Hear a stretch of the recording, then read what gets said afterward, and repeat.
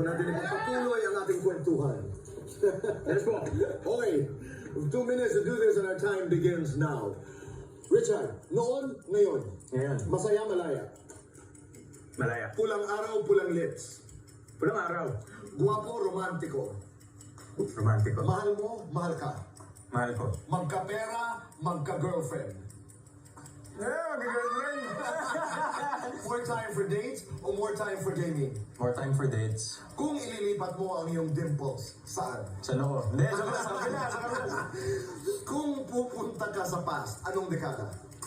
2008. Kung invisible ka, sinong mamanmanan mo?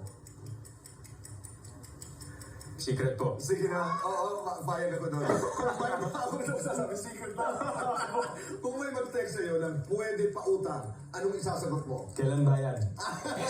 Ideal place for dates. Somewhere private. Ideal age to get married. 35? Guilty or not guilty, nag-drive ng lasing. Guilty! Guilty or not guilty, nagsinungaling sa height. Not guilty. Guilty or not guilty, may nakaalitang co-actor. Guilty. Guilty or not guilty, ng block ng basher. Guilty. Guilty or not guilty, ng ghost ng babae. Guilty. Guilty or not guilty, na ghost na ng babae.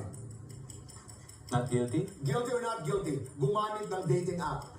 Not guilty po. Sweet or bitter, Sweet. love or career. Oh, both. Single or ready to mingle. Ready to mingle. Lights on or lights off. Lights on. Happiness or chocolates. Happiness with chocolates. Best time for happiness with chocolates. Anytime.